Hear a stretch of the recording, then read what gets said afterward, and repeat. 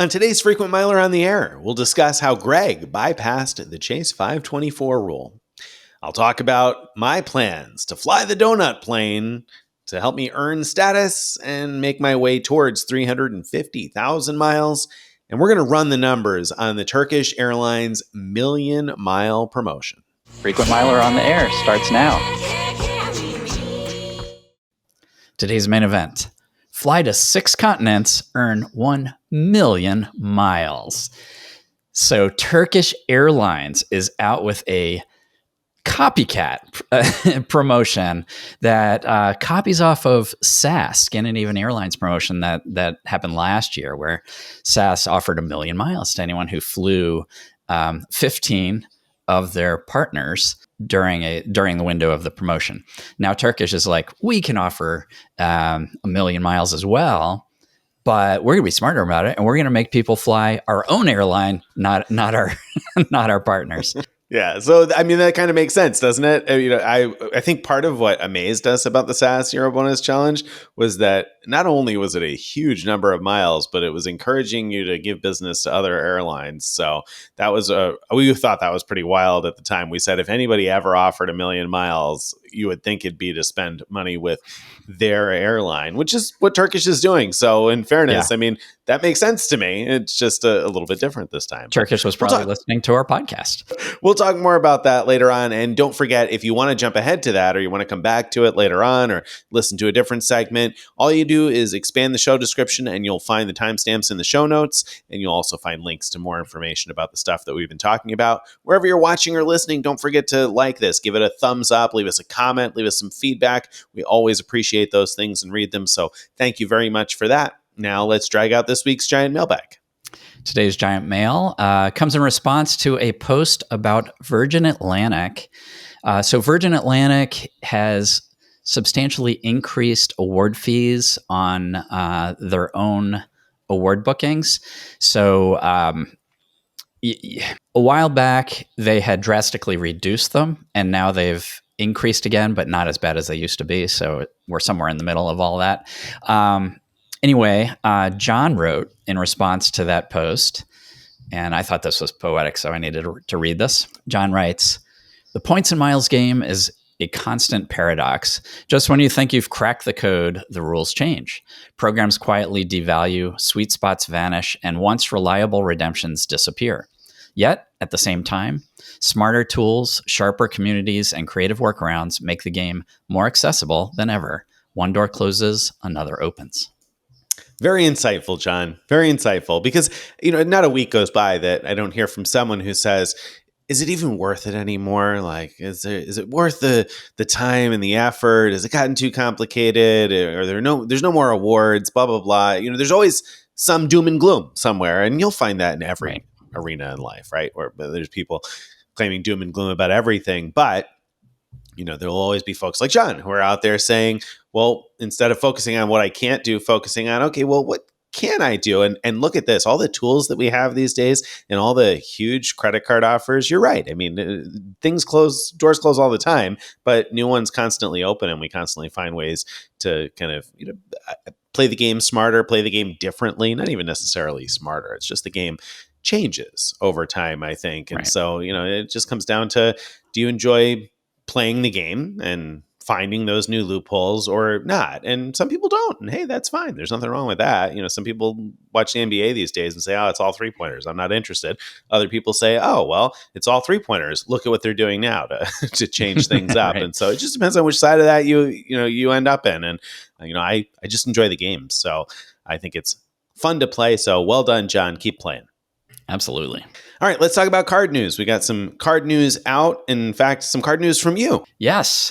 So both my wife and I applied for the Sapphire Reserve business card, and I have news about that.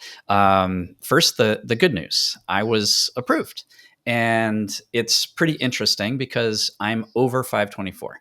So, if you're familiar with Chase's 524 rule, where if you've open 5 or more cards in the past 24 months, they don't usually approve you for new cards. But every now and then, especially when they're promoting a card heavily, they often relax that rule because they want more approvals for it. And so I got approved despite that. But it was kind of interesting for me because something happened which has never happened to me before on a Chase application, which is I got an email saying they needed more information from me. I've had before where they call and leave messages saying something like that, but this one said, we need more information from you. And you can either click here for the DocuSign letter about it, or go to DocuSign and use this code to pull up the information. And I did the latter because I don't like clicking any links and emails that are sent to me. You never know when it's a phishing scam. And it pulled up a thing saying that they needed proof of my business revenue and personal income. So that was kind of a pain, but I submitted that stuff. And what was nice is, it's not like the old days when they say, the old days meaning like 2 years ago, when banks would say fax that information to us, as if faxes are still Barclays still does. So in that way, this was nice and easy because DocuSign actually has a thing where you just click a paperclip and you upload documents right to it. And so anyway, so I did that actually last night as we're recording this, which was right before we went live on Ask Us Anything. And this morning I got an email saying I'm approved. So that's awesome. Yeah, like 12 hours basically, right? Or less. Yeah. So great turnaround time. It was really quick. My wife had a different situation.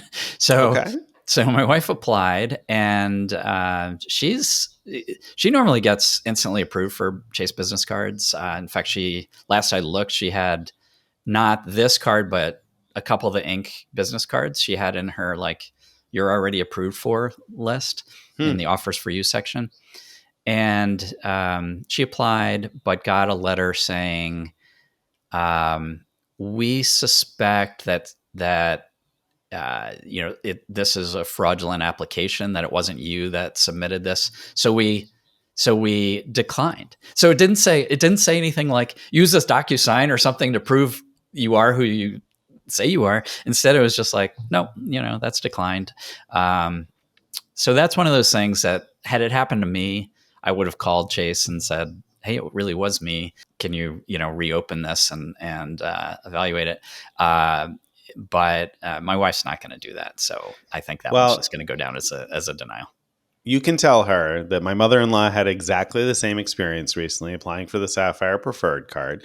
No experience with cards. She's just like, I want to open some cards, and she's coming on a lot of the trips with us. She's like, I want to open some cards too, and you can use some of my points for this, and blah blah blah. So I just helped her with it, but she knows very little about these things. So when we got that letter, I was like, that's kind of tough because she's going to get asked questions on the phone and get nervous and not know what's going on. Right. She hasn't made this kind of call before, but she insisted, no, I want to try this. And so I said, okay, well, let's do it. She called, and all they needed to do is verify that it was her. She verified like her phone number and date of birth and social security number. Maybe it was like nothing difficult at all. And it was like a 2.5 minute phone call, maybe. And it was approved and done. So it was very, very quick, very easy. So they just wanted to make sure it wasn't identity theft. That's all. Did the letter say anything like call us to prove? Because my wife's did not. It was just like, forget it. It was very similar. I probably took a picture of it. I'll have to double check. But yeah, it was very similar that we suspect identity theft and, declined it. And so I said, oh, well, we'll have to pull out the reconsideration number and call. And sure enough, it was like I said, it was very easy. So maybe you can tell her that anyway, pass that along, that it did turn out to be very simple for her. So yeah. Anyway, I'm not going to push it because, the $30,000 required spend on the one card that I was approved for, that's plenty. It's already a stretch. Instead, with my wife, I'll try again with the Inc. business unlimited or something like that. Especially, makes sense. My guess is we'll see an heightened offer for probably Inc. business preferred. Actually, I'm predicting they're going to refresh that card, increase the price a little bit. I don't think it'll be increased nearly as much as what we've seen these other cards. And then there'll be a big new offer with hopefully a lot less spend than the Sapphire Reserve for business card requires. Very good. All right, excellent. Let's move on to next up. We've got Bond Void. And speaking of Chase, Chase is really in the running for Bonvoy of the Year award, which we said on our Ask Us Anything. It seemed like Southwest had that wrapped up like a month or two ago, but Yeah. Chase is making a run for it because they have made some negative changes. They have. I mean, and this is their pursuit of the Bonvoy of the Year. I mean, it goes to everything around the whole rollout of the Sapphire Reserve cards, as well as what we're about to discuss. I mean, there have been a lot of negative things about it.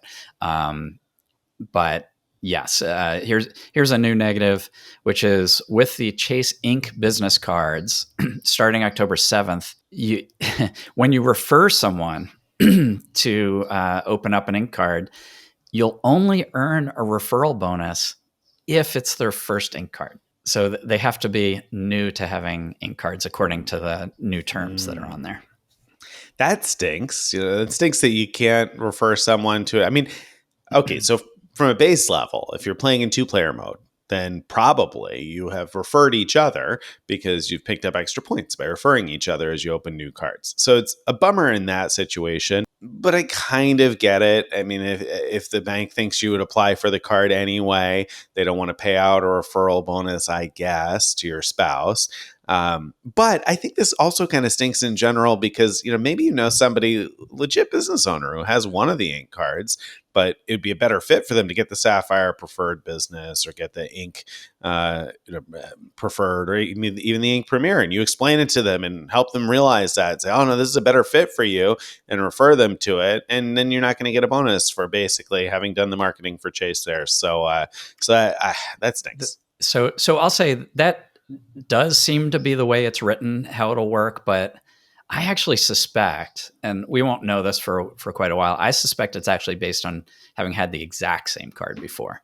So the terms do sort of imply it's in cards in general, but anyway, that's what I suspect. And again, I don't know, it'll be a long time before anyone figures out whether I'm right about that. Well, yeah, I mean, once it becomes effective, I don't know how long it'll be. It might not be that long at all, right? But because it takes a while for referrals. Once it's effective, who's gonna chance it? Well, I mean, somebody who doesn't care whether, who would rather try to get, I mean, like if I were referring my wife, then I guess the worst case scenario is we don't get the bonus, right? Oh, that's so right. That's right. Yeah. We won't. So I imagine there'll be people in that situation that will give that a shot. But anyway, yeah, we'll see. I mean, Capital One does that. If they have an existing Capital One card under that business, or on the consumer side, if they have any existing Capital One card, then you don't get a referral bonus for referring them. So it doesn't seem far-fetched to me that that's what Chase is going to do. Not positive. I don't like it, but unfortunately, that seems to be the way things are going. So yeah. Oh well. All right. Next up, we got something about Chase Aeroplan transfers being slow, and you encountered this, right? Not personally, but a couple people have reached out saying that they've had issues with this lately. So as we're recording this, Chase currently has a 20% transfer bonus from Chase Ultimate Rewards to Aeroplan, to Air Canada Aeroplan. And one person reached out saying that he did a transfer and it took 4 days, and that another transfer took 24 hours. We heard from another person that their transfer took 24 hours. So I don't think this is happening to everyone, but this is just something to watch. And if you're in a position of needing to transfer for an award that is hard to get, just something to be mindful of, that it might take a while. And that's I don't know of any way to prevent that from happening. One thing not to do is don't do a test transfer to see how fast it is and then say, oh, it was quick, and then do the big transfer, because Chase sees that as potential fraud, and that will hold up the second transfer if they think there's some kind of fraud going on. Yeah. In many cases it will. So that's definitely a good safety tip. Yeah, I feel like we hear reports like this periodically on some of the other transfer partners too. Every now and then a Hyatt one will take a day or two or something to go through. So this does happen occasionally. It's pretty rare though, so I wouldn't be overly concerned about it. It's one of those things that you may get unlucky and run into it, but most of the time these things are smooth. Hopefully this is just an isolated thing and not something that's a bigger Aeroplan issue. Right. Hopefully. Yep. Next up, we've got the transfer ratio from Amex to Emirates has decreased. So this is unfortunate news. Effective September 16th, points will now transfer at a 5-to-4 ratio. So whereas 1,000 membership rewards used to get you, or at the time we're recording this, still gets you 1,000 Emirates miles, starting on September 16th, you're only going to get 800 Emirates miles for your 1,000 membership rewards points. The same ratio, I believe, is coming into effect with Citi later this month, right? Yep. On July 27th, Citi's doing the same thing, which we've reported before. So that's kind of interesting, and we're just kind of waiting now to see. Presumably, something like this may happen with Capital One and or Chase, but I don't know. Chase, like, they seem to have a lot of pride in always doing 1-to-1 as the base transfer ratio, even when it's bad. Like, so like you have 1-to-1 to like IHG, which is like a terrible transfer ratio. But they just have that flat 1-to-1. So I think they might actually be willing to give up Emirates transfers before they'd be willing to change the ratio. That's my guess. Interesting. What about Bilt? Oh yeah. No idea. Bilt also, I mean, I don't think they have any less than, oh no, they do. Accor. They have Accor. Yeah. Maybe they'll go down too. I mean, if presumably what's happening is it's costing the banks more to make the transfers, or Emirates is doing something to promote this themselves, like that they want their miles to seem more premium, so they might be incentivizing banks to lower the ratio or something like that. I'm not sure what's going on under the covers, but it's weird because Emirates miles aren't all that useful for that many things, and so it's just weird. They aren't that useful for all that many things, and it's a foreign program, so fewer Americans are aware of it and familiar with it than they are with the major programs. So I can't imagine that there are so many transfers to Emirates from any of the transferable currencies that even if they increase their asking price, that like would paying more make a financial difference for Amex? Right. Like I don't know that there's enough transfers that even if Emirates wanted some ridiculous number for their miles, that it would be worth complicating their transfer program over like an increase, right? Right. It does seem weird. Which brings me back to, like, is it something on Emirates' side? Because that they want their program to look like this, ultra premium program, which they've succeeded at as far as like their first class, is so blingy and everything. And it is really nice. And so maybe they're trying to give that impression across the board by making transfers more expensive. But I don't know. I don't get it. I don't get it, Emirates. I'll be clear. I like your first class and all. I don't get this. It doesn't make a lot of sense. Right. So there you go. There you have it, Emirates. All right. Next up, finally, for the Bonvoid section today, we've got Southwest. Will Southwest nerf the companion pass? So Southwest has surveyed customers recently asking about their reaction to various proposed changes, the biggest of which is the concept that perhaps the Southwest Companion Pass as we know it will be no more. In the survey, there was a suggestion that there would be 4 or 5 elite tiers and only the top elite members, so the people who are flying, spending the most with Southwest, presumably, would get access to an unlimited companion pass, with the people 1 tier below that getting some sort of a limited companion benefit. No word as to whether credit card spend is going to count towards it. I mean, I guess credit card spend, you can earn tier credits right now, but the amount of spend you'd have to do and tier credit, I mean, it's something that would be out of reach, I think, for most people all of a sudden. So what do you think? Do you think Southwest will really do this? Will they nerf the companion pass and make it an elite status only benefit?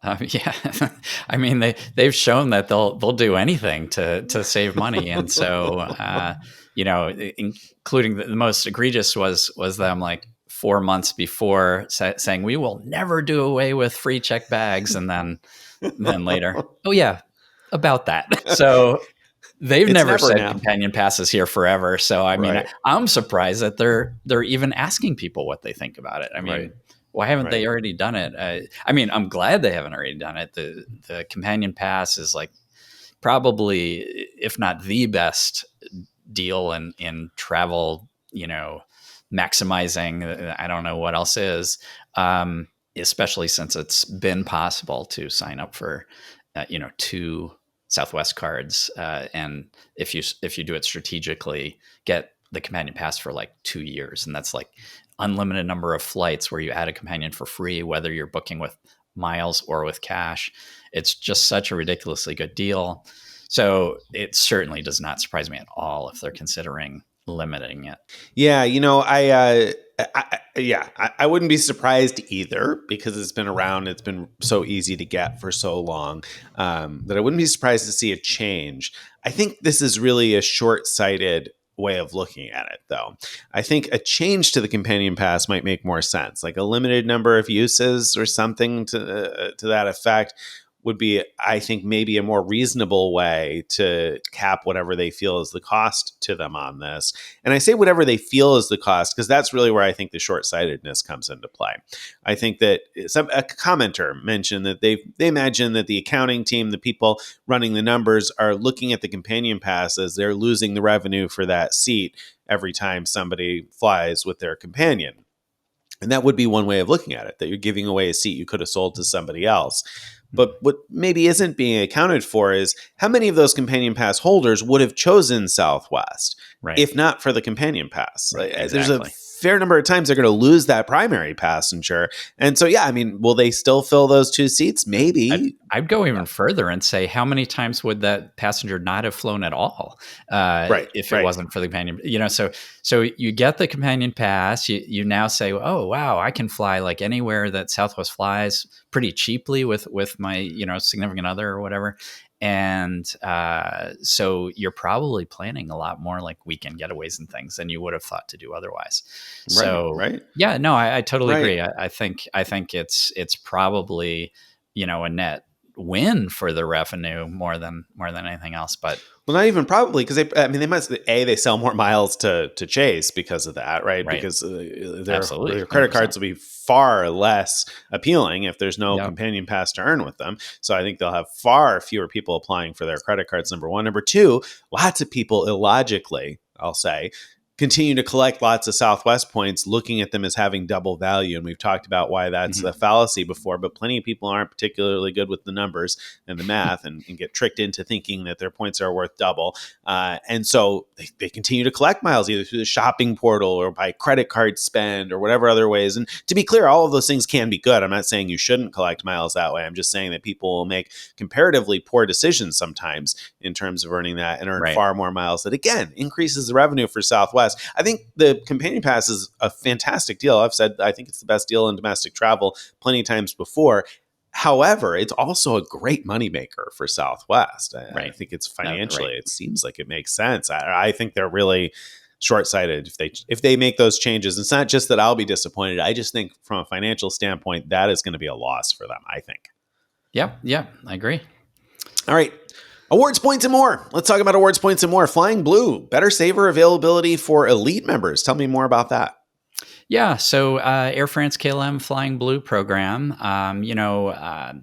they famously have business class awards to and from Europe and between North America and Europe for starting at 60,000 miles, which can be a great deal, especially when there's a transfer bonus to Flying Blue from one of the bank programs, which they often have those transfer bonuses.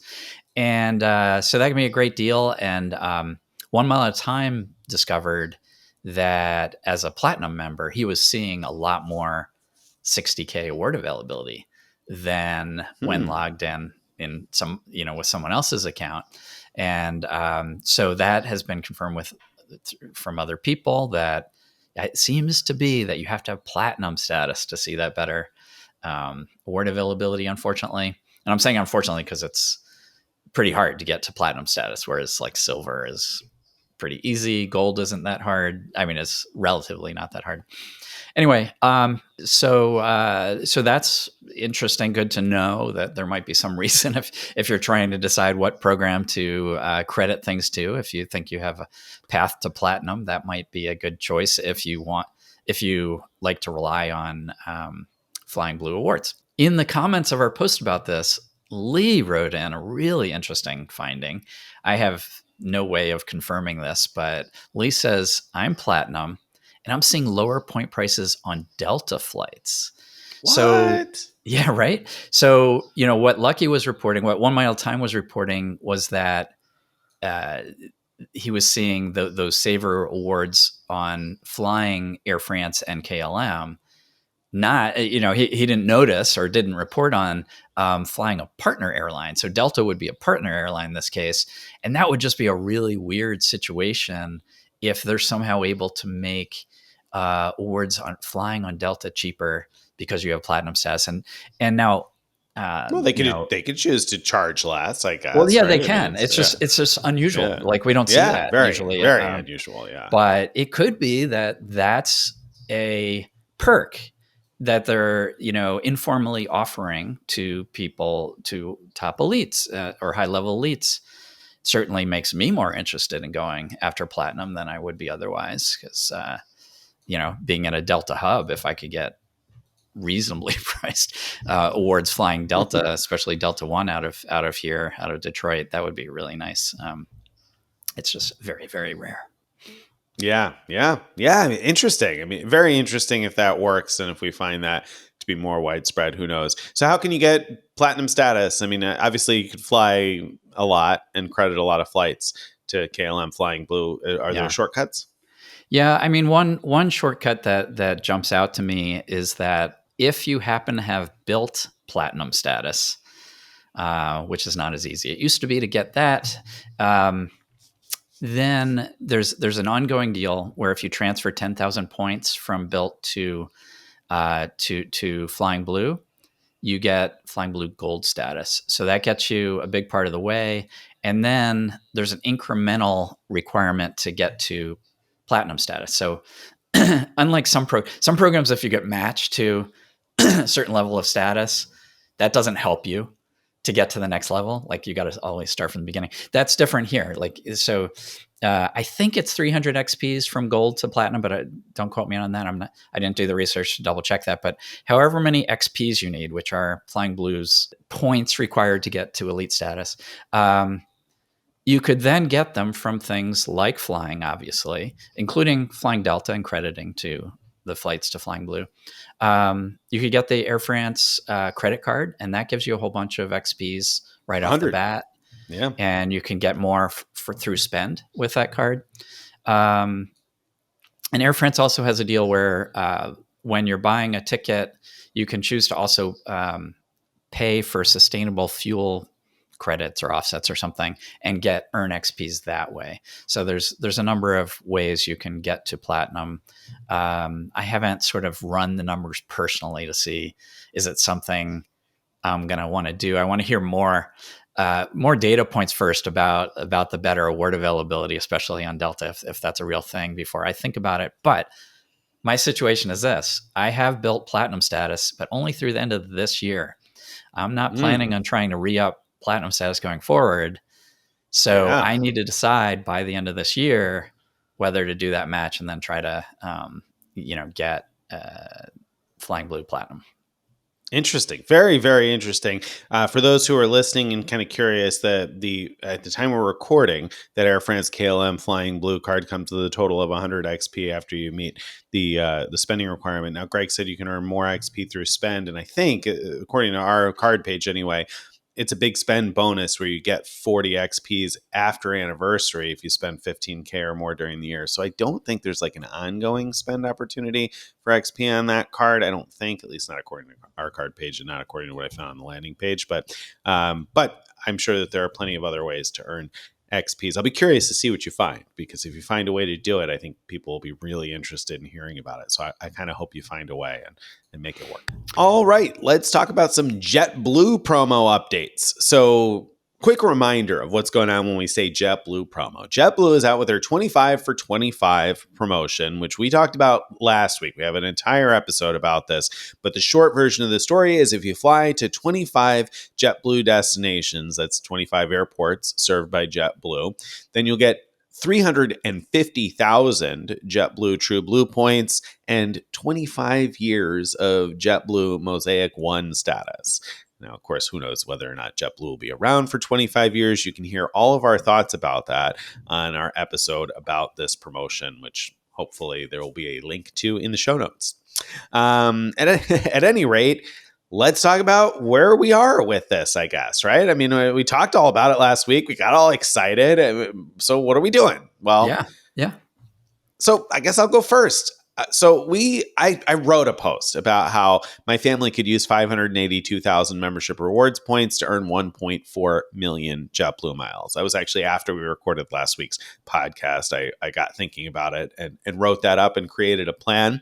And so I figured with, again, 582,000 membership rewards points, I laid out a plan to earn 1.4 million miles, and we would end up with 25 years of elite status for all of us. But I said in the post, we could do this, but we're probably not going to do it because my wife was just not interested in flying around that much. And she loves to travel, but hates to fly. So she doesn't like to fly somewhere for 2 days. That's not her style at all. And I know that. So I didn't expect that we would probably do it. But I was excited about the idea. And I think she could see that. And she also saw all of the comments from readers who said, you should do it. You should do it. You should do it. And thank you, because I think you guys made an impression. So eventually she's like, well, tell me what this would look like. And then she's like, I know people want to see you do it. So, all right, if you want to do it, I'll do it. And so that came out kind of out of nowhere. So we're going to go ahead and do it. We're going to try to hit all 25. I don't know if we'll hit all 25 in August because we have a couple of travel plans later this year. We'll probably hit 20 by the end of August is the hope. We're going to tweak it, though. So the plan that I published is not going to be exactly what we're going to do. There were some stops she thought were longer than needed to be and other places to go. And in fact, just this morning at breakfast, she said, well, I was looking at flight connections and I see there's a flight from here to there. And I was like, whoa, look at you go. Look at you go. Came out. I was blown away. So anyway, so we're doing it. She's in on it. She's helping plan. So that's great. But I looked at it and I said, well, there's a way that I could make this a little bit more comfortable, because on Mondays until September 1st, JetBlue is offering these Dunkin flights. And again, we talked about this on last week's show, where selected flights on most Mondays earn 3 months of JetBlue elite status just by flying that particular Dunkin plane. So there's like 4 routes, I think, that if you fly on a given Monday, then you'll get elite status for 3 months. And so this coming Monday, July 7th, they released those Dunkin flights. They only release these on Tuesdays, the Tuesday before the following Monday. They tell you which ones are going to qualify and get you elite status. So they did that this week, and I took a look at it, and I was like, oh, well, this would be kind of interesting. And I thought to myself that we would all need to do it so we could all get Mosaic status. And it wasn't terribly convenient for all of us to do it. But then I realized, well, we don't all need Mosaic status, because many of the Mosaic benefits apply to other travelers on the same reservation. So I realized, well, if I just did the Dunkin flight or one of the Dunkin flights by myself, then everybody in my reservation would get free checked bags. And I think we'd all get extra legroom seating at check-in if it's available. So if I just went and did a Dunkin flight, then I would make, hopefully, the rest of our trip more comfortable. We get priority check-in. Again, we get the bags, hopefully the extra legroom seats. So I decided, okay, you know what? I got to do this, and I got to do it soon, because it says it can take up to 2 weeks for the Mosaic status to reflect in your account. And we're talking about taking off in the first days of August or maybe even the end of July. So I wanted to get it in as soon as possible. So this Monday, July 7th, I'm taking one of the Dunkin flights. I booked that flight through Capital One Travel, and I did that because my wife had credit from her Venture X, the annual $300 travel credit. So I used that towards paying for this flight. And so that was all well and good. But then after I published the post, so I bought the flight, a few hours later, published a post about how I was going to do the Dunkin flight and whatnot. And then a few hours after that, I got a text message from a friend saying, hey, see you Monday. I'm I'm taking the same flight. And in the text message, he sent a screenshot of like sort of like his confirmation so I could see how much he paid. And I said, hey, you got a better deal than I did. Did you, I assumed that maybe he had booked it earlier, but he said, oh, I just booked it. You can probably rebook yours. And I was like, oh, interesting. Sure enough, price had dropped by $50. And so I got looking at Capital One because I thought they have price protection. They have what's called price protection, price drop protection. But I found that only applies in certain circumstances. And so I've benefited from this before. But what I didn't realize until I got digging into the terms yesterday was that, the price drop protection, the way it works is they have this price prediction software that says, oh, the price is good, you should buy now. And if it tells you that and you buy, and then the price drops within the next 10 days after you buy, then they'll refund the difference in the form of a travel credit up to $50. I can't remember whether it said to buy or not because I wasn't looking at that. That didn't matter to me at the time. I was just looking to make this work. So, and in fact, prices are pretty high because I'm booking 6 days in advance. So I'm thinking it probably didn't tell me I should buy. I don't know for sure though. So, and of course I read into it and that price drop protection happens automatically, but not until after the 10 days are up. Following booking. So I wouldn't know whether or not it's going to automatically kick in until after I've flown the flight. Right. However, Capital One also offers price match guarantee. And the price match guarantee says if you find a lower price anywhere within 24 hours, then you call, and if an agent can verify it over the phone, they instantly offer you a credit for the difference. So that's what I had my wife do. She called, spoke to an agent. Whole thing took just a few minutes. The agent had to put her on hold, but he just asked for the Capital One travel ID, the flight information, where we found the better price. And I said JetBlue.com. It was also available for less via Capital One Travel, but I didn't want to push that, thinking he might say, oh, well, you're going to get the price drop protection. You'll be fine.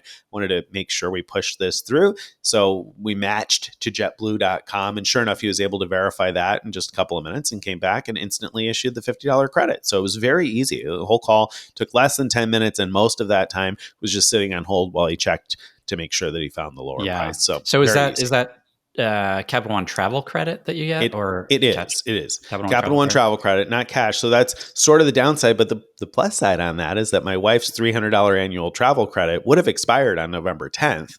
But now I've got this, I essentially turned $50 of it into this price match credit that it doesn't show an expiration date. So I think I'm missing a part of this, because couldn't you have just gone in and changed the flight and picked the same flight at that lower price and gotten the credit that way? Good question. So I tried to do that in the Capital One travel portal, but changing to the same flight just showed a plus $0 change. So it did not show, like with Southwest, when you go to rebook, if the price has gone down, it shows a negative price. With Capital One Travel, it just showed plus $0 for that. So, and it was the same with other flights that were less expensive. It just said plus $0 to change to those. So I don't think they give you back. What about cancel and rebook? That's the next question, right? Yeah, absolutely. Could I have canceled and rebooked? And the answer to that is, I think so. But here's the thing. The federal regulations around 24-hour cancellation is based on booking at least 7 days in advance, because the JetBlue flights come out 6 days in advance. I'm not sure that you're protected with the 24-hour cancellation thing. Now, it looked like I could cancel online through Capital One Travel, and it would issue a JetBlue credit that could be used through Capital One Travel. And it sounded like, as I read it, like I could have done that online and I could have rebooked using that credit online. I didn't want a chance that was going to turn into a situation where it can only be booked over the phone and you got to call and find the person who knows how to use your JetBlue credit. Yeah. I figured if we can do this and just get the $50 credit back, that's what it was in the first place. It wasn't a refund of my credit card anyway. It was going to be a refund of credit either way. So that's why we did the price match. But good. Yes, that is probably something I could have done also. All right. So that's a really great information. I'm going to say something again that I think I said on a previous show, which is if you use Google Flights and you have the pro version of PointsPath installed, every time that part isn't necessary for this story, but anyway, every time you're looking up a flight and you decide on Google Flights and you decide to book it, click the button to watch the price on Google Flights. And if you're looking at booking with points, click the PointsPath button to watch that flight with PointsPath, and you'll get alerted or you should. Some people have told me they've had problems getting alerts from Google, but I've had no problem with this. You should get alerted when the price goes down, and you don't have to wait for a friend to book the same exact flight as you. Yeah, that was really lucky because I totally was It not was. checking the price of that flight. Again, I booked it. It was Yeah. taking off in a few days. I didn't even consider that the price might drop still. So I was not looking at that at all. If he hadn't sent that text message, then it just would have cost me an extra $50. Now I got $50 for a future trip. So if you're listening out there, you know who you are. I'll get you a drink in the Sapphire Lounge. It's on me. It's on me. A tip, though, with JetBlue, when you're booking with miles, with JetBlue miles, and you watch the price with PointsPath, it goes down. You can go into your JetBlue reservation, modify it, redo the same one, and they'll give you points back. But what I discovered the hard way is you can only do that once. The second time you go in, when you try to modify it or cancel it, it says this can't be done online because this has already been modified. So then I had to go into chat. I could have called and asked them to cancel it for me and refund it, which was fine. It wasn't a problem, but it made me realize that like if you have enough JetBlue points, you're better off when the price goes down, just rebook it and cancel your old booking. That way you can always make one modification for free when you need to do it quickly. So yeah, anyway, just a little safety tip there. Good safety tip. Okay. What about you? I mean, you doing this or what, Greg? I mean, come on. Oh man, I've got such a story here too. I'm loving your story. Okay. So what's gone before is when this promo first came out, I spent all day. I was really excited about it. My wife happened to be away on a business trip, and so I was home just like plotting out our future. And I looked at all these ways that we could like do weekend trips and get like anywhere from 2 to 4 new destinations each time. And then I started like figuring out what that would actually mean. So towards the end of that long day of planning, I was like, you know what, given like the trips we already have planned and how many weekends we would have to do this flying around, we'd only have at most 1 weekend at home a month for the rest of the year. And as much as I like to travel, I kind of like to be home sometimes too. So I got discouraged and gave up on it. Well, then my wife comes home from the business trip and I tell her about the JetBlue thing, and I'm about to tell her, I decide not to do it. But she's like, that sounds like fun. We should do that. I was like, what? So her enthusiasm was infectious and I got all into it again. And so on last Sunday, so the Sunday before July 4th weekend, we're looking at the July 4th weekend, and my wife could take off Thursday, so we'd have a 4-day weekend. We spent all day Sunday working together, coming up with routes, and there were discouraging things. Like I first had it like we'd fly into Nantucket on one day, enjoy Nantucket, then the next morning fly to Martha's Vineyard via New York, I think it was, and enjoy Martha's Vineyard. And then the next day, I think it was like fly to Nashville or something. Anyway, I had it all plotted out. By the time I went to book it, the Nantucket part of it had skyrocketed in price. So had to redo the plans. Now it was like go to Martha's Vineyard and then fly to Nashville. And then the next day fly to Chicago, which that's way out of the way from Nashville, by the way, because you got to fly all the way to New York and then all the way back across the country to Chicago. And then home from there on an award ticket. And that's what I booked on Sunday evening. And then, then I go to get ready for bed, and my wife, I guess, started looking at her calendar, and she was like, I don't think we're going to have any time at home. You're like, yeah, I noticed that at one point. Yeah. So her enthusiasm went completely away, and it wasn't helped by the fact that a friend, due to a Delta meltdown, didn't have anything to do with JetBlue, but a friend got stuck in Boston for 2 days because of flights canceled, and We were thinking, well, what's the chance of that happening during July 4th weekend when we're flying all over the place? Pretty good. Yeah. So we did a 180 and was like, all right, forget it, we won't do it. But I still had my plan for how maybe I could do it myself by flying entirely on Mondays. My idea was this: I had seen that that Dunkin flight, the plane that is plastered with donuts all over the side of it. The schedule for the Monday that just passed, as we're recording this, was to fly to something like 4 different destinations. So the one plane would go from one to another, and I thought, man, if I could pick up like 4 or 5 destinations every Monday, just by flying on the Dunkin plane, it'd be expensive, but I'd be pretty much guaranteed that, like, I'm not going to get stuck missing a connection, because it's probably the same exact jet, right? Yeah. So I thought that would be good. So I had to wait till Tuesday of this week, the same Tuesday that Nick was waiting to see what the schedule would look like. I had to wait till then to see, are they rotating? Are they doing different destinations every Monday? Because if they're not, my plan is gone. Well, it turned out it was the same set of destinations. I as far as I could tell, it was the same exact route, but I didn't write down what the previous one was. So, unless they're going to be changing it up from here on out, I think my plan's gone. And so I've given up on the JetBlue promo as things stand right now. It's not for me. I am so tempted to join Nick and our friend Julian on that flight, on the one Dunkin flight that they're both flying. But God, I just looked into the finances of it. And it's like, doing this just for fun. I mean, yes, I'd get Mosaic, but it would only help me for a few upcoming flights after that. So there wouldn't be a lot of value in that. It would just cost a lot, either in points or dollars or both, because I have to get to LaGuardia.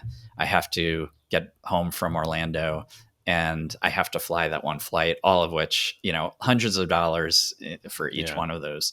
So it just doesn't make sense, darn it. No, it probably, I mean, it makes much more sense for me, because we're going to try to pack almost all of the 25 flights into the 3 months when I'll have temporary Mosaic status. But if you were going after this challenge and you were going to do it over the course of the rest of the year, then the Dunkin flight thing is less useful for you, because, like Greg said, it would only help you for the next few weeks or months or whatever. So if you're not going to do all of your qualifying flights within that 3-month window, then the temporary Mosaic status may not be as valuable to you. We're going to look to do 20 flights probably by the end of August, so or more flights, 20 destinations, even more flights. So the Mosaic benefits will come in handy very frequently for me, but not so much for you. So that would be I think a much more difficult prospect. However, this begs the question, though: if the Dunkin plane is flying around spot to spot, so 4 different destinations on Monday, because, like Greg said, it's the same plane. It flies Orlando to this coming week, July 7th, flies Orlando to LaGuardia to Orlando to Washington, D.C., and then Washington, D.C. to Palm Beach. So it's one plane the whole way. And Greg's point is that, like, if one of those gets delayed, they're all getting delayed because it's the same plane the whole way. So you don't have to worry so much about what if my flight gets delayed and I miss the next leg. So that's the idea behind booking all 4 of those, even though they'd be separate tickets all on the same day. That's pretty risky under normal circumstances, because if you hit a delay or cancellation, what happens to the rest of your day, right? But in this case, that seems safer. So, I mean, there must be other planes that do that, right? Is there a way to figure that out? I would think so. I tried really hard. I looked at Flight Radar 24. It lets you see, like in the past, I could see that some planes do that. But here's what I realized. For one thing, I couldn't predict it. Like the ones I found didn't seem predictable to do that every Monday or whatever, like on a set schedule. But also, if it's just some random plane, if there is a delay, they might bring in a different plane to fly that next leg, right? That'd be a problem. Yeah. So this is special because I think there's only one plane that they painted with donuts all over it, right? Donuts and coffee and whatever else. Probably. There's probably only one. But here's the thing that everybody's been waiting to hear for sure is, are you going to get free donuts on I this mean, Dunkin' I, I, voyage?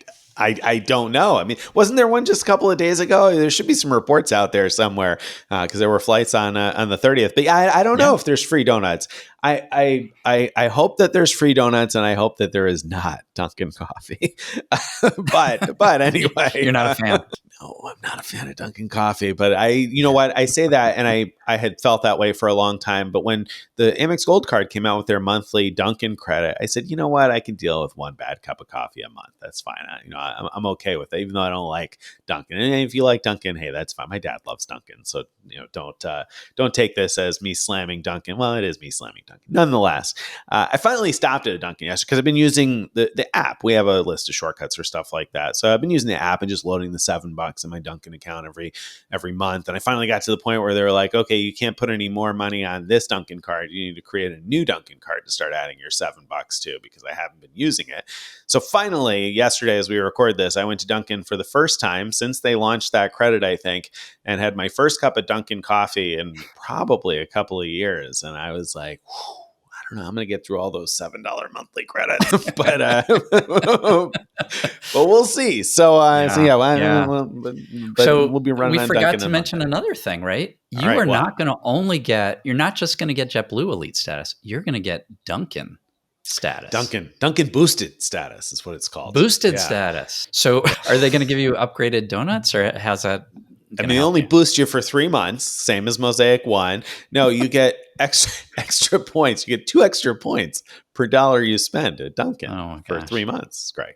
Yeah. Okay. All right. Well, that's going to add up to, the interesting thing about that is no matter how many extra points you add, times $0 spent at Dunkin' will still be 0 points. Yeah. So we'll see how that works out. Normally, by the way, if you're curious about the Dunkin' boosted status, normally you need to go to Dunkin' 12 times in a calendar month to get boosted status, and then you get it for 3 months as long as you keep going 12 times a month. It just keeps getting extended. And then if you stop going 12 times a month, it doesn't get extended. But hopefully then if you stop going 12 times a month, you stop eating donuts 12 times a month, which might be good. So anyway, that's that. It does not sound like a way to boost your health. No. It'll boost your glucose level, I'm sure. But for sure. But anyway, so that's that. So Dunkin', I'll be there with you on Monday, Dunkin', and maybe Greg will change his mind, and last minute, all of a sudden, a great award will open up, and maybe I'll turn around to the gate, and there he'll be. Who knows? Maybe I will. Every time I think about it or talk about it, I'm like, I should just do it. Who cares if it costs a lot? This sounds like fun. But then I think about the actual process of sitting there. I don't even know if I could sit near you. Who knows if we'd get seats near each other. Yes. So just we'd sitting have to there buy on a extra plane for no reason. Yeah. It'll be 3 flights for no reason other than to sit inside the plane that looks cool on the outside. Right. That's marketing dollars at work there, isn't it? Yeah. Otherwise, same experience. Yes. So, but anyway, I mean, it could be fun. So there you go. You'll have to mull that over. Let us know in the comments of the video, or reach out to us through the blog or through Giant Mailbag, and let us know if I should do this. Why or why not? You're going to have to get on it quickly, though, because this is going to publish just a couple of days before that flight. So you're going to have to pause things right now and tell Greg if he should be on that flight to Orlando on Monday. Yeah. I should book all cancelable, freely cancelable stuff. So there you go. I can make the decision last minute. There you go. Well done. Smart. That's Greg the Frequent Miler thinking right there. Well done. All right. Let's get into this week's, speaking of flying all around the world, let's get into this week's main event. Main event time. Turkish Airlines fly to 6 continents, earn 1 million miles. So yeah, Turkish they loved the SAS promo. They're like, we want in on that. We heard Greg and Nick talk about how it would make more sense to give someone 1 million miles for flying your own airline instead of partners. So they're like, yeah, let's do that. And so here's how their promo works. You just during the qualified dates, if you fly Turkish Airlines on paid ticket to 6 continents, you'll earn 1 million miles. Now you have to well, I'll get into the rules about what you have to do. The qualifying dates are between June 27th, so it's the qualifying start's already passed, and October 27th. So as long as you complete all your flights by October 27th, you're good. The continents are kind of obviously Europe, North America, South America, Asia, Africa, and Oceania. Oceania, the only flights Turkish has to Oceania are to Australia. They have Sydney and Melbourne flights, so Oceania really means Australia. Now, here's where it gets a little bit tricky, is that eligible flights must either originate from or transit through Turkey. So if you are, flying, if you're flying to Istanbul, you're flying to Turkey from somewhere else, like you don't get credit for that somewhere else as one of the continents, and you don't get credit for Europe or Asia flying into Turkey.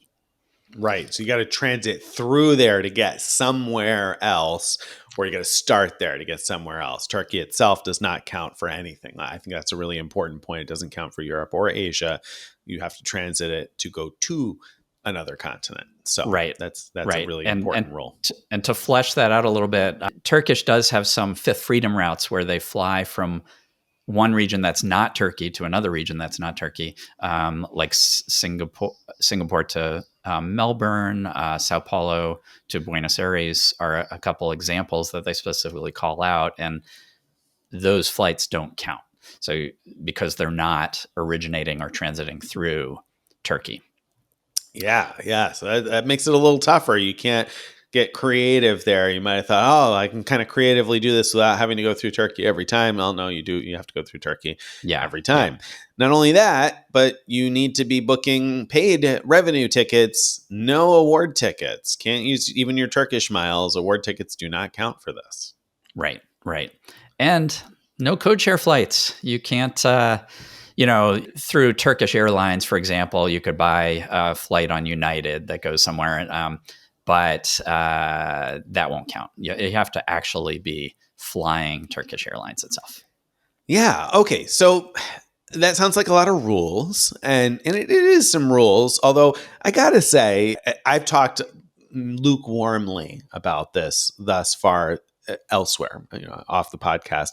But I have to say, 1,000,000 miles is something that before the SAS promo, if you asked me what would be a huge, massive promotion for an airline to run, I would have been like, oh, giving out 100,000 miles at once would be pretty wild and crazy. If you told me an airline was considering 500,000, I'd be like, are you crazy? Really? What do you got to do for that? 1,000,000 miles is something I would not have remotely expected to see an airline do. And when SAS did it, we were blown away by that huge carrot that they were offering. And so we thought it was amazing, and we said it would be amazing if an airline offered that just to fly on their own flights, like Craig said. And Turkish is doing that. And I almost feel like they're not getting enough credit because it's too easy to compare to SAS and be like, oh, SAS did it, now Turkish is doing it. 1,000,000 miles is a huge, huge incentive to fly. So, and obviously you can use those miles a lot of different ways. You can use them to fly in Turkish. You can use them to fly in Star Alliance partners. Remember that domestic flights on Star Alliance partners cost 10,000 miles each way in economy or 15,000 each way in business class. So if you can find United flights available to Turkish, which is a big if, but if you can, then you're talking 10,000 miles each way in economy or 15K each way in business, which, you can fly New York to Honolulu for 10,000 miles in economy, or Anchorage to, I don't know, Miami for 10,000 miles in economy. So you've got a lot of different options within the United States or other big Star Alliance countries to use those miles pretty well. Now, their award chart has changed for travel on Turkish and Star Alliance partners, and it costs more than it used to. But there still are some opportunities where you can get a decent deal. So 1,000,000 miles, that's pretty valuable still. I'm going to say a little bit more too about that, which is that flights on Turkish itself, if Turkish flies out of your home airport or an airport easy to get to for you, the award pricing at the saver level is good. I mean, not great, but good. I mean, I think you start at something like 65K business class from North America to Europe, something like that. Um, and double price, or roughly double price, is better availability. It's still not available for all flights, but you get better availability at double price. And I'm bringing that up because, if you get 1,000,000 miles, you might be like, hey, I'm going to have so many miles that when I want to fly wherever I want to fly to, I'm willing to spend a lot more miles, and it's going to give me the freedom to say, yeah, that's fine. I'll spend 135,000 miles to fly to Europe or wherever. And Turkish has an amazing route network around the world, so you can get to a lot of places if you don't mind flying through Istanbul. And I think you can book. I'm not sure how it works with the word tickets, but I think you can book free stopovers in Istanbul as well, and so you can enjoy that. And then if you can make this work, they have free stopover programs where you might get free hotels and things like that as well while you're there. So there's some fun things you could do once you get all those miles. That's worth considering. Downside: miles expire in 3 years. They're gone. There's no way to extend the life of them.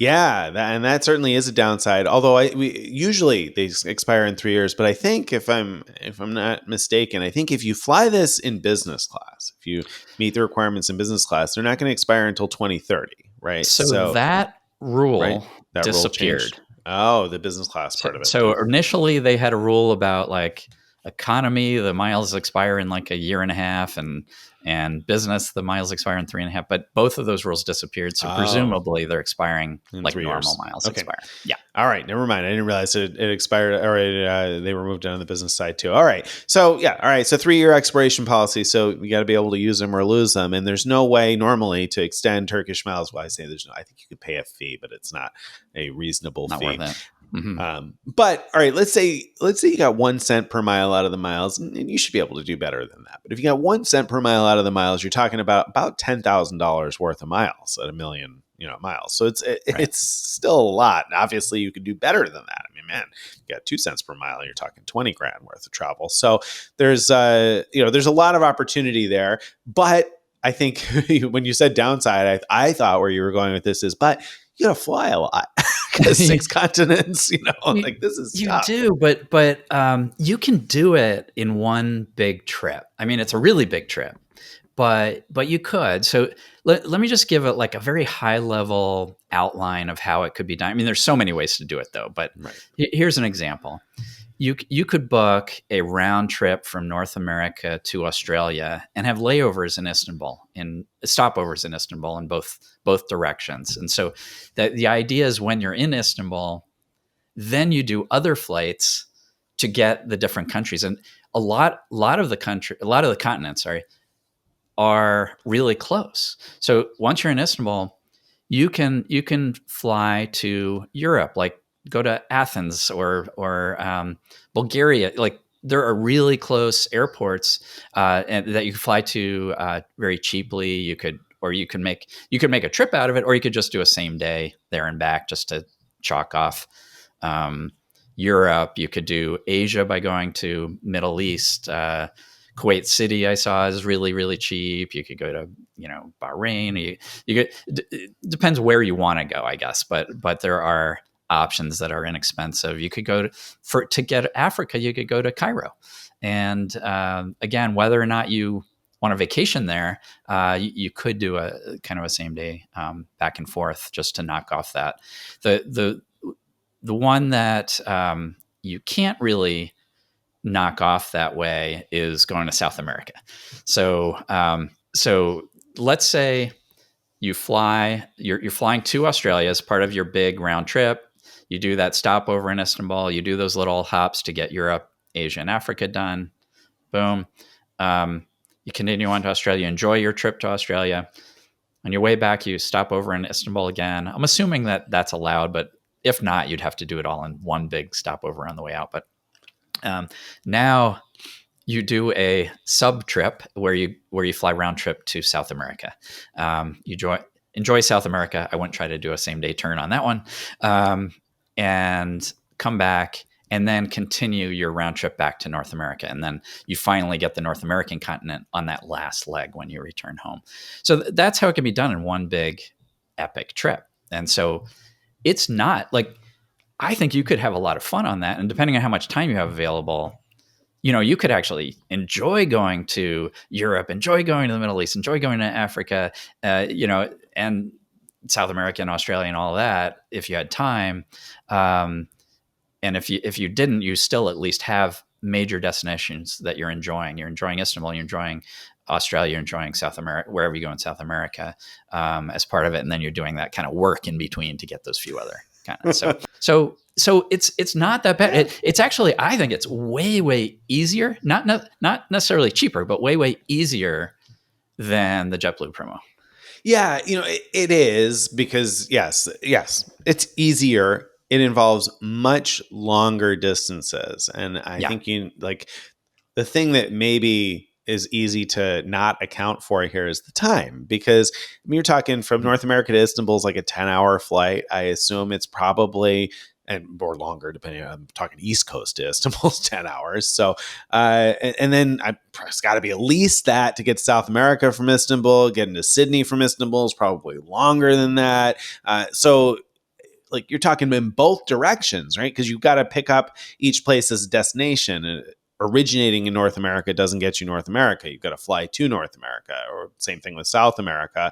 So you're going to have to fly to South America from Turkey and back to Turkey. So you're talking at least 20 hours in the plane, plus whatever time in between. So it can't be done quickly necessarily, or at least not pleasantly quickly. And if you were looking to do it cheaply, first of all, it's not going to be that cheap.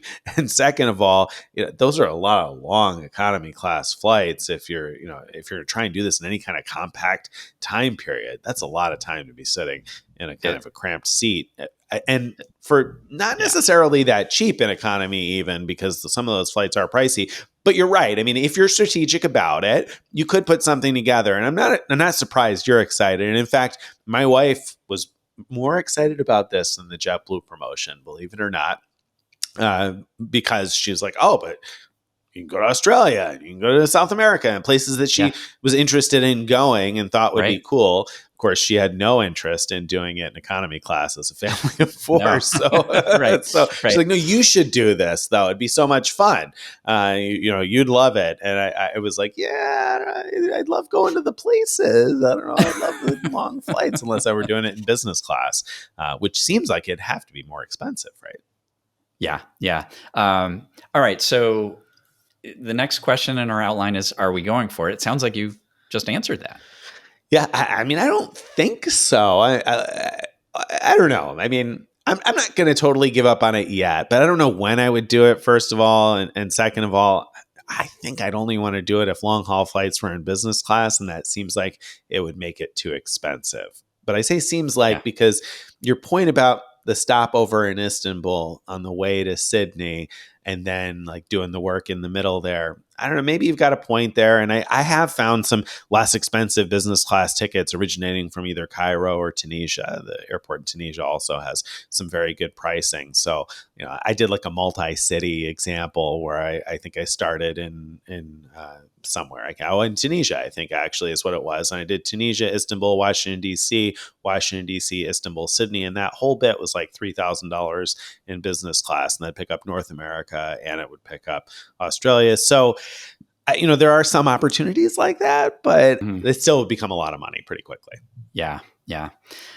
All right. So I was very interested. I've plotted out a route that I didn't connect all the dots, but it looked like prices were all available in kind of like mid-August, when I would probably do this if I did it at all. And that's important, because some routes you see like the really cheap prices are in November, and that would be past the qualifying period, or October, which is within it. But if other prices are in August, or July, then you can't match them up. Anyway, so unless you do multiple trips, here's what I plotted out. My requirement is I am not going to do this unless the long haul flights are in business class. And if the long haul flights are in business class, then I could make a really nice trip out of it. I found that flying from Detroit, Athens seems to be a cheap destination. So I could do round trip from Detroit for less than $2,500 in business class to Athens. So that of course goes through Istanbul. And so if I was doing this, that would be the two bookends of my trip would be this round trip just to get to Athens, get close to Istanbul, basically, for $2,500. Then I would do something like, and I didn't look into Tunisia, so just one example is flying Athens to Cairo through Istanbul is less than $300. And that gets me Africa. And then starting in Africa to get to Sydney is $2,400 one way. During that time I was looking at, it gets a little bit cheaper at other times, but so $2,400 to get business class to Australia. Coming back to Istanbul, I would probably just take an award flight. And then I would knock out Asia by going Istanbul to Kuwait for $118 in economy. So these short flights, I would just book economy. That's fine for the short ones.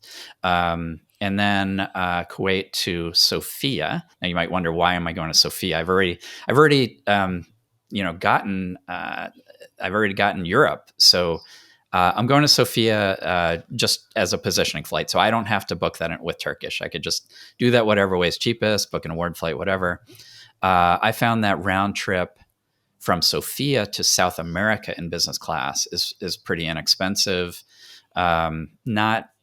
It's still getting up there over $2,500 round trip, but not terrible. And then I found that for about $2,700 complete round trip.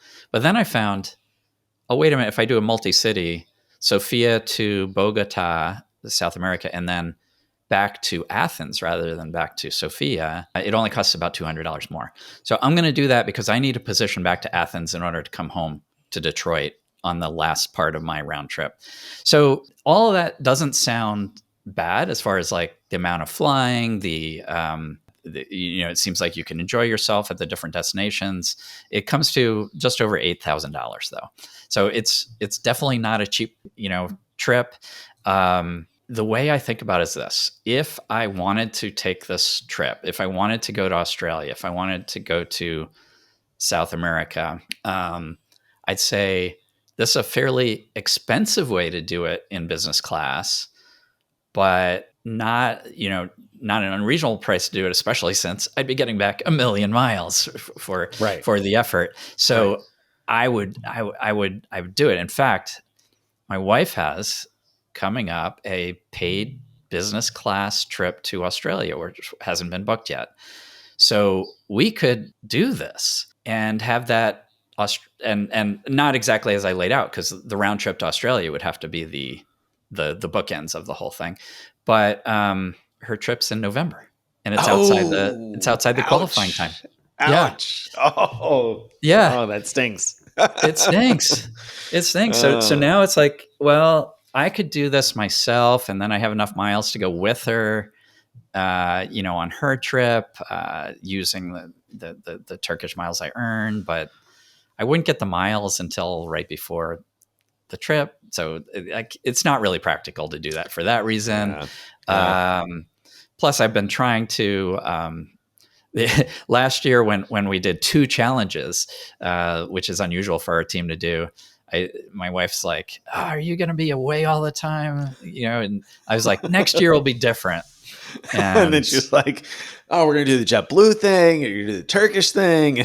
Exactly. So it's like, oh, I don't want to be away from her that long. And again, so that was a very long way of saying, I don't think I'm doing it either, but it's much more interesting to me. I would be interested in that slush fund of Turkish miles so that I could fly Turkish out of Detroit almost whenever I want to. But the other thing that stops me, that 3-year expiration, it would it would hamstring me because like even when I found better award flights to where I want to go through other airlines, I would still feel like I need to use my Turkish miles because they're going to before they expire in expire. 3 years. And so Yeah. I don't like that idea at all. Yeah. I mean, that's certainly a great point. I think if you're a solo traveler, this is pretty appealing, or if you're traveling in a pair, maybe if you're traveling as a Mm-hmm. couple. As a family, I think it wouldn't appeal to me as much, and I'll get back to that in a second. But if you're traveling as a solo traveler or a pair, I look at it and say, well, this is a pretty darn good rebate, because like Greg said, a little over $8,000 for what he'd have to spend to do that, mostly pretty comfortably. So if you wanted to go to all those places, you got the time to actually spend in those places. This is a fantastic rebate on a bucket list trip, right? I mean, It really for a is. lot of, I mean, all intents and purposes, you could put together a bucket list worthy trip and get your bucket refilled in miles at the Right. end. So, that's pretty good. I'd start to get hesitant doing that multiple passengers because you're building up so many Turkish miles and you only have 3 years to use them. And so, that's the part that starts to get a little hairy there. And then like, if you're like us and you got SAS miles, we each got 1 million SAS miles that expire in a few years. And, and then if I do the JetBlue thing, I'm going to have 1 million JetBlue miles, and those I think don't expire, but then 1 million Turkish miles too. And it's like, I'm starting to get a little flush with miles that I'm sort of prepaying for too. So that's another hesitation of mine, I think, with this. The thing is, I will say that, at $8,100 or so, or whatever it was that Greg just rattled off there for his trip, that's probably not all that much more than flying economy. Economy is probably 4 or 5, right? But Right. so if you were going to spend the 4 or 5 doing it in economy, I feel like those long haul flights in business for 4 or 5 more are not a bad deal if you can swing it. So it's worth taking a look if you're considering this at all. Yeah, and it wouldn't surprise me if you could shave about $1,000 or so off of this by looking at other positioning cities that have cheaper flights. Look for opportunities where round trip is actually cheaper than one way. Things like that. I'm kind of tempted to do that for the fun of it. See, like, could I get it down to 6? I don't know. I still wouldn't do it though, probably. So, but it'd be fun to kind of play with it. Totally. All right. I think that brings us to this week's question of the week. So this week's question of the week is kind of relevant because it deals with round the world tickets. So Diane writes in and says, hello, FM team. Enjoy the podcast. Listen to all of them.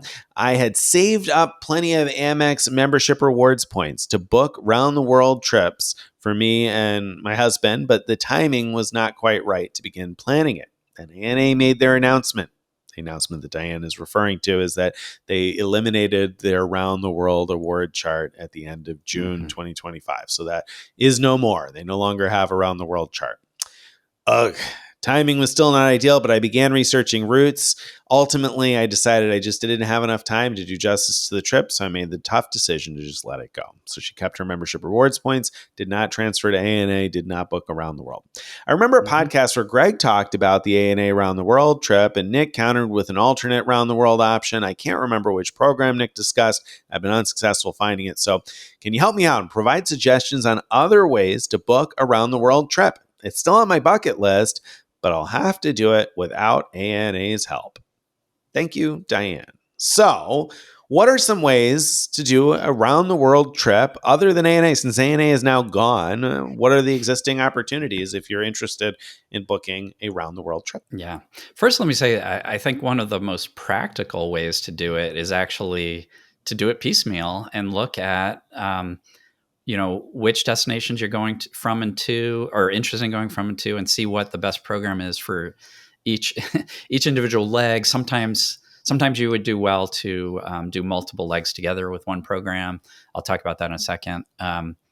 But once it'll cost more total points than what ANA would have charged before when they had around the world, but it'll give you so much more freedom to pick the best flights that are available for where you want to go from and to, because there were a lot of limitations to the ANA Around the World award that you'd be able to not have to deal with. So that's a good thing.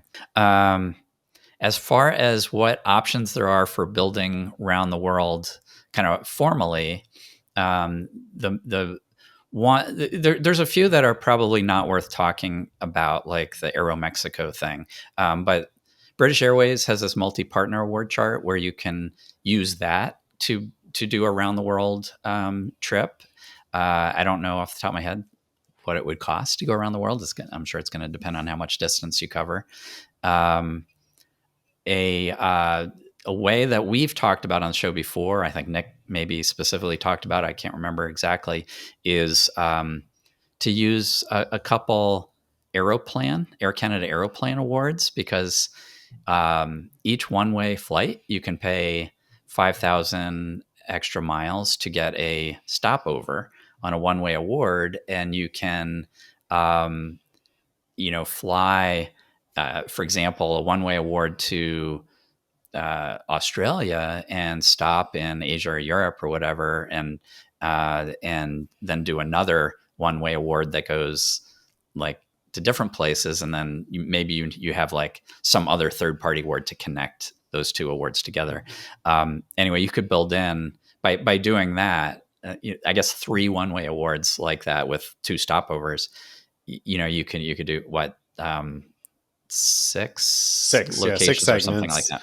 Yeah. Well, and you can do 6 segments on a one-way award, and you can have up to a 24-hour layover on each. And they have so many different partners that there's so many different routings possible. You can fly up to double the nonstop distance from your origin destination. So you can do a lot of zigging and zagging and see a lot of places for up to 24 hours. And because they have so many partners, you can kind of maximize that sometimes.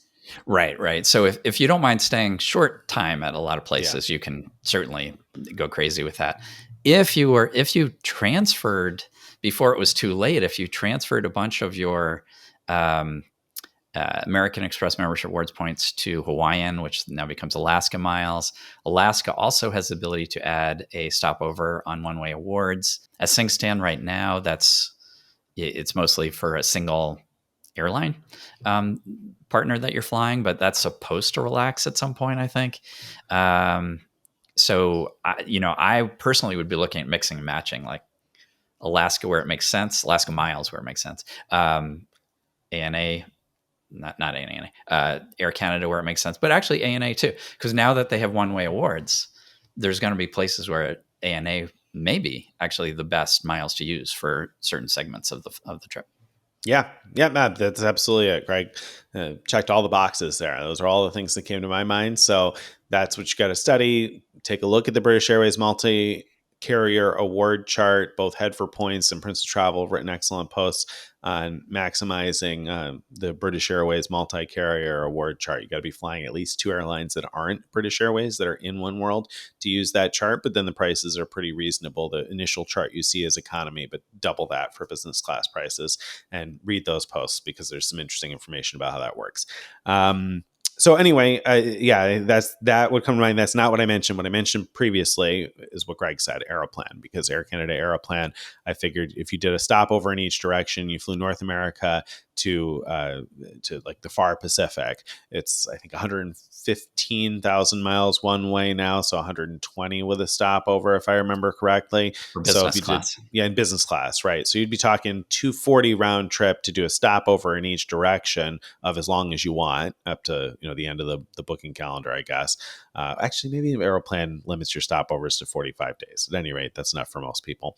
So yeah, you could stop over in a different place in each direction, going from the North America to, for instance, Australia, and then add in a couple of those like 24-hour stops, and you could kind of give yourself effectively a round the world type of a trip for not much more than what ANA would have charged, and you'd have way more flexibility to pick different partners, and you wouldn't have to worry about paying surcharges because ANA, of course, had surcharges or collected surcharges on award tickets. So there were certain airlines you either had to avoid, or it was going to cost you a bunch in fees. Of course, Air Canada Aeroplan does have that separate chart for Emirates, and now United's involved in that too. So it's a little bit more complicated than it was the time when we recorded that, but not that much. I would still say Aeroplan would probably be my pick for creatively building around the world type of a trip.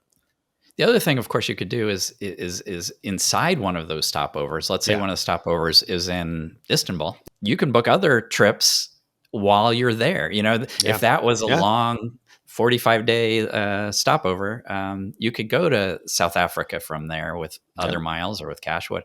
You could go all around Europe and come back and then complete your journey from there. Yeah, it's going to take some time and effort to kind of put it all together, but it was going to take time and effort with the ANA deal also to find the award space you needed. So either way, and these days it takes a little less time and effort thanks to all the award search tools. So you can use lots of award search tools to reduce the effort that it takes quite a bit. So I think it's a fun exercise if you're interested in doing it. I'm going to mention real quickly, a while back, I did a bunch of research to figure out what program would be best if you were just going to use one program where the miles are where the awards are fully cancelable, freely cancelable. Which miles would be best? I looked at different programs. Unfortunately, before I published it, like some of the programs changed their pricing, but the one that hasn't changed their pricing was by far the winner, which was American Airlines. I could book it, cheaper than the other programs around the world, cheaper than the other programs where I had fully refundable tickets, and you could fly some amazing things like Qatar, Q Suites, and so on, and Etihad, and so. That would be great. It doesn't help you with your American Express membership rewards points, though. It might help in the future people who have Citi thank you points, because we keep thinking that Citi is going to add American transfers, but we don't know that for sure. One last thing. I mean, depending on how many Amex membership rewards points you were intending to put towards this, keep in mind that until I can't remember the date, so you're going to have to check our post for the date, you could potentially take advantage still of the 35% pay with points rebate for business and first class on any airline. That's going to change a few months from now in September, I think, in September of 2025. That's going to change. But just as a for instance, Greg just laid out that whole Turkish plan a little while ago for like $8,000. And so if you had a business platinum card and if you were booking those business class flights, now obviously there were some economy flights in there where you couldn't use the 35% rebate, but let's not split hairs. You'd be talking about a net of around 525,000 miles for the trip, or 525,000 membership rewards points for the trip that he just laid out, and you'd earn 1 million Turkish miles and get to visit all those places. So, I mean, that's a possibility too, but that really just depends on how many membership rewards points you had and were budgeting for this, and whether you care about Turkish miles and want those or not. So, so a lot of ins and outs and what have yous, but good luck. Anyway, hopefully that helps and gives you some food for thought.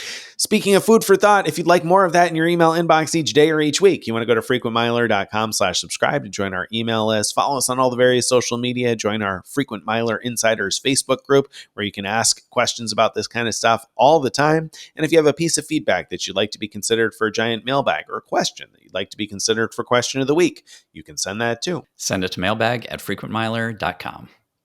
Bye, everybody.